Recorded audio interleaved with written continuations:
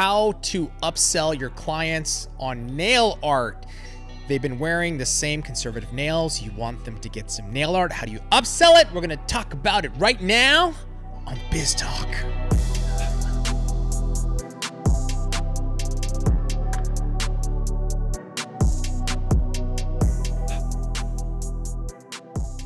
I have no eardrums anymore. Jeez. That was a special intro I just did. That was special. That hurt your ears? It did. Good.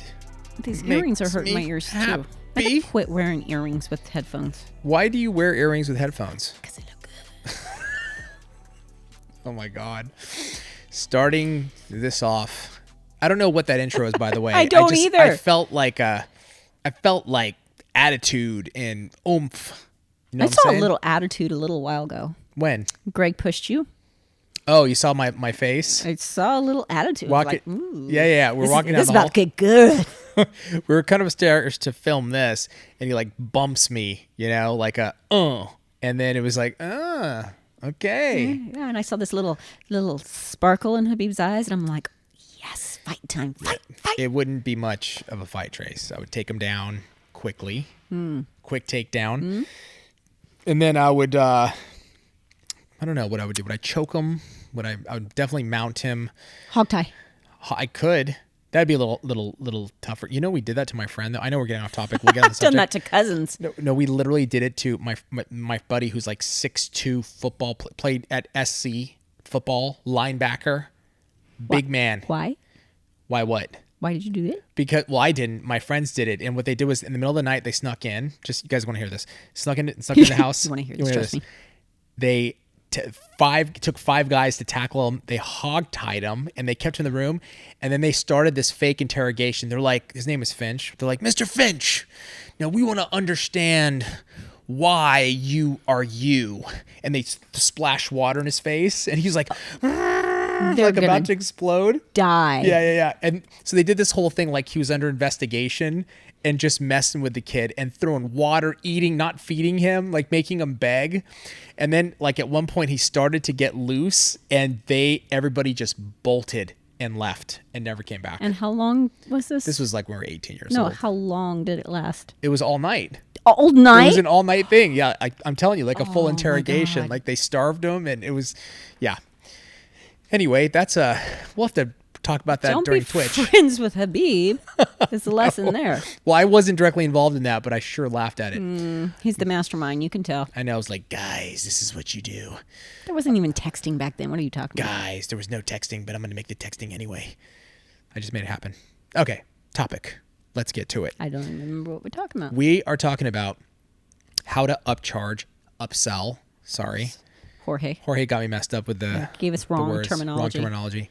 How to upsell nail clients. So this category could be big and wide. It could be that you love nail art, yep, and your clients don't, and how do you upsell them?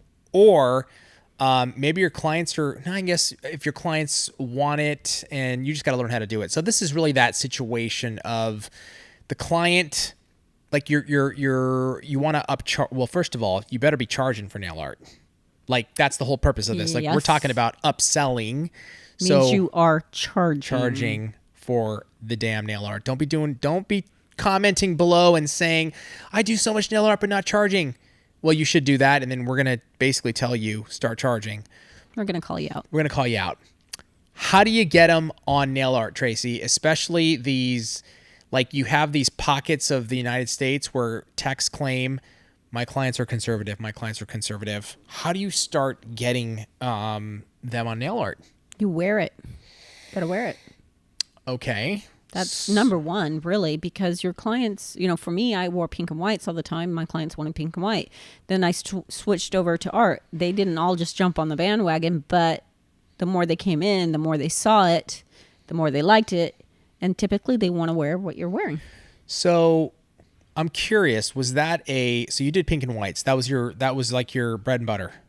And that was your whole clientele? They were on pink and whites? Oh, awful. Yes. Really? Yeah. Did you like pink and whites back then?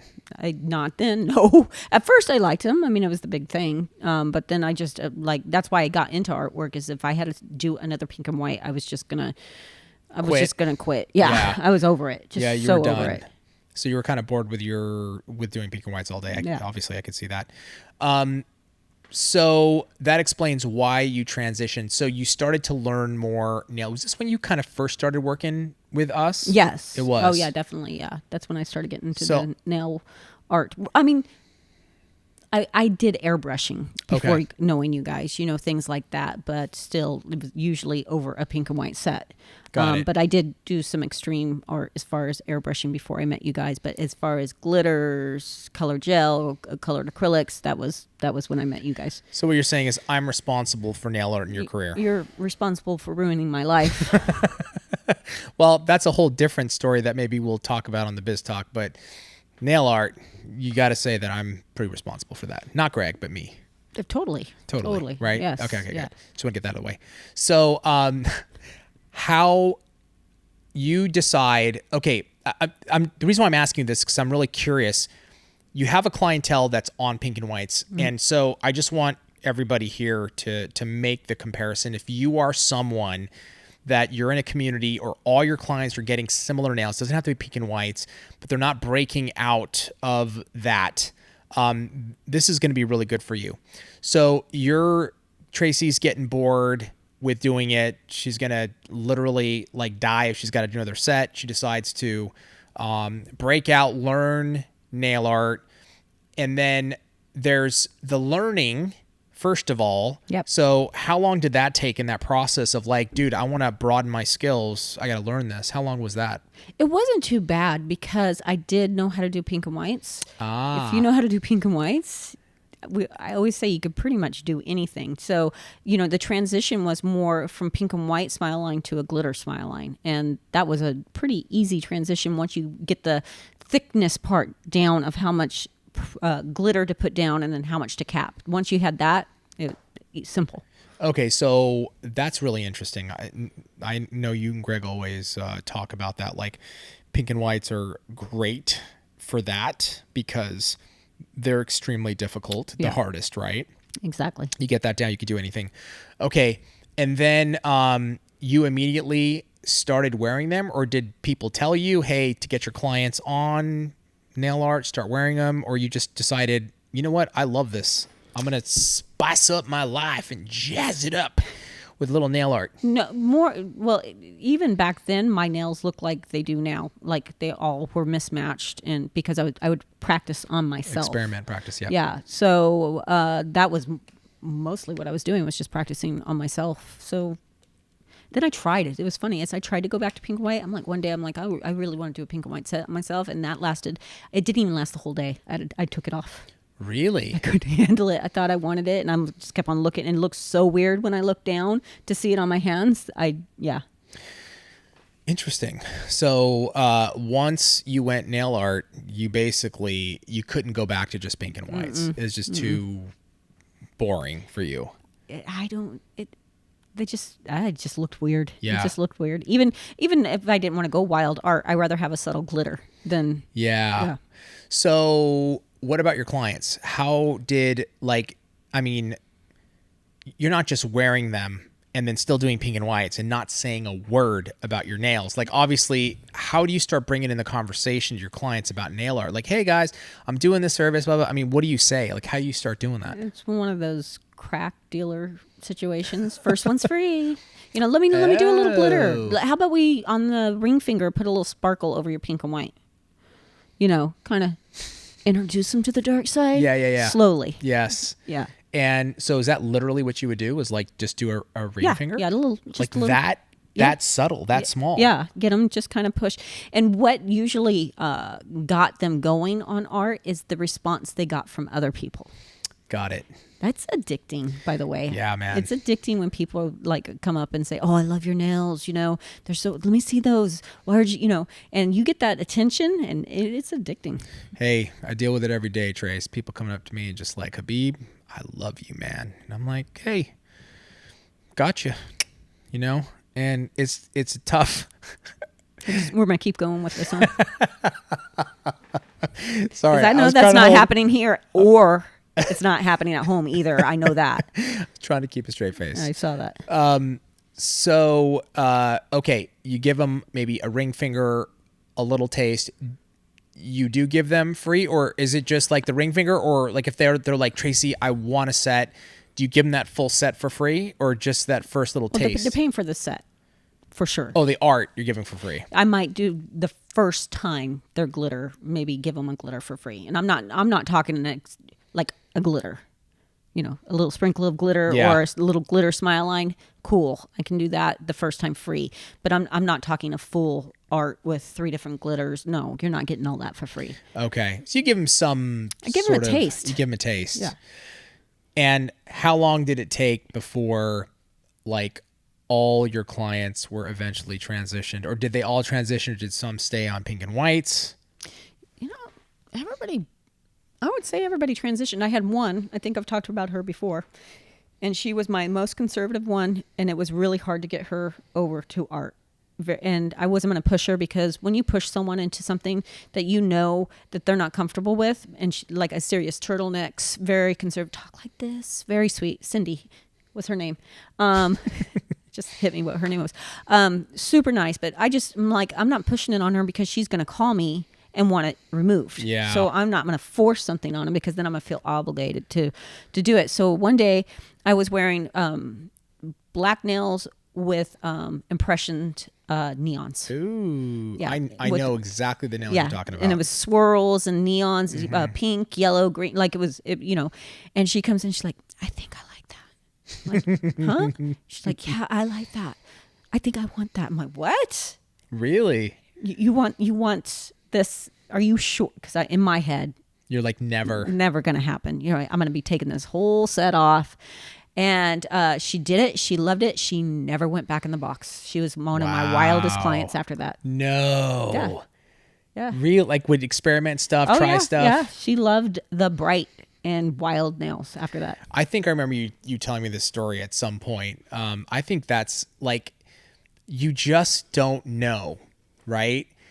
Like, just as people in general, we don't really know what we like and don't like until you actually try it. Like, especially with nails, it's like, I'm going to stay safe. I'm not going to break out. And then Cindy gets the black nails with the neon impressions, and then it's a done deal. She's like, I'm never going back. She still wore the turtlenecks. She was fine. But her nails were her wild side. Yeah. Did you keep, I know today you can have iPads with maybe nail inspiration, maybe like colors or trends that you're doing to kind of throw that into the conversation. Did you have anything like that where they could look through a book or anything? No? I didn't. I really didn't. It's a really good idea. And other people were way more organized than me. But my clientele was really do what you want kind of clientele, which was amazing. That's pretty lucky. Very lucky, super lucky. They would, once they got used to me. They trusted you. Yeah. They would just be like, oh, let's, I want purples. Just do what you want. Okay, cool. And that worked for me. I loved that. There were days you just didn't feel inspired at all. So they're like, let's do something unique. Like I had been dreaming about their nails all night. And then, okay. And I'm thinking, I'm doing the same thing on every single person today because I don't have creativity in my juice is soul. not flowing. I hope they don't run into each other because I told them they were unique. But I was very fortunate. Most clients just maybe had color suggestions, and that's about it. Yeah, that's big trust. In obviously they trusted you huge in your work and what you did in order to do that. I was just curious, like outside for somebody today, I mean, you want to be careful about like having, like the magazine ready nails, right? Because then they're going to be like, well, I want exactly that. And so but at the same time, you want your clients to know that you're on the up and up with trends and fashion and color and stuff like that. So like what is that balance? So things are definitely different. Yeah. Now. So back then it was magazines. I didn't put magazines out because those take 6 hours to do. Right. Those magazines were for my information, and so I could get some inspiration from it, but making it salon success. So I never put those magazines out. So there was no Pinterest There was no Instagram. There Right. was none of that where they're going to be coming and going, I want this, right? Nowadays, techs have to have that. You have to have a portfolio nowadays. Yeah. I truly believe that 100%. You have to have an Instagram. That is your portfolio. Why? Is because people are going to have these crazy ideas of like, and I don't do hand art, for the most part. So, I don't want clients coming in with their Pinterest picture of someone's Mona Lisa because it's not happening for them. Right. Where I can say, hey, check out my page. Yep. This is the type of artwork I want. See if there's anything that inspires you.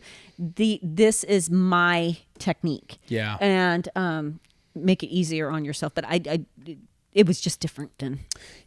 Something I've thought about that. 100% agree with you, Tracey. Like, it is so different now, and you do need your own portfolio. We talk about this all the time. One thing I've noticed also, and this is on the thought of upselling, not just upselling nail art, right? Even though this is the topic for today, but just upselling it. Like, what about like length? You know what I'm saying? Like, because when you're doing longer nails, you should be upselling that. And some Instagram pages that I see all short nails. Yeah. Like shouldn't you break out a little bit? Because it's an opportunity to make more money. If you're providing length, you can upsell. And then, different kinds of nail art with more surface area. There's probably a few other things that you can do. But having a little bit of different options on there. I mean, what are your thoughts on that? I agree, especially if you're building clientele. Now, some people like to specialize in something. And as long as you've priced your nails correctly, you should be making the same amount of money, whether you're doing short or long because of the time frame. Okay. So you're making X amount, I understand, because shorter nails take less time. Right. So you're kind of compensating there. But if you're starting out and you need clientele, or not even starting out, you just need some more clientele, I definitely have a highlight on the Instagram, at the top of shapes, lengths, pricing. And I would even personally, for me, and yes, you're going to get some back talk about it, the trolls on there, but I would, on each set, I would say how much they were. Yeah, like just be upfront, honest, and put it out there. And what's nice about having like pictures of like in the shapes or the length category, you can literally go check out the shape and the length category. Tell me what you're looking for. And that way you have all the info before they ever get there, so you're not wasting time. Yeah, I think that's very interesting. And also, it's not that different than like when you go to a restaurant like website. All the prices are there. Most, like, even haircuts, like when I go get a haircut, the place that I go to, their website has all the pricing there. Yeah. I can find out on Tuesday. Why not just have it on your Instagram? Yeah. Like, why take the extra step to go to the, you know what I'm saying? Yeah. Like, and I would have a breakdown. Have a breakdown. Yeah. Starting price, full set, extra length, stiletto, long length was extra this. There's 5 glitters, price. Excuse me. I pulled a Habib. You did. Pricing, I would explain exactly why that set came to that price. Yeah. And then because what happens is, okay, your pricing says $90 full set. From there, custom shaping, $10 and up, length, $10 and up.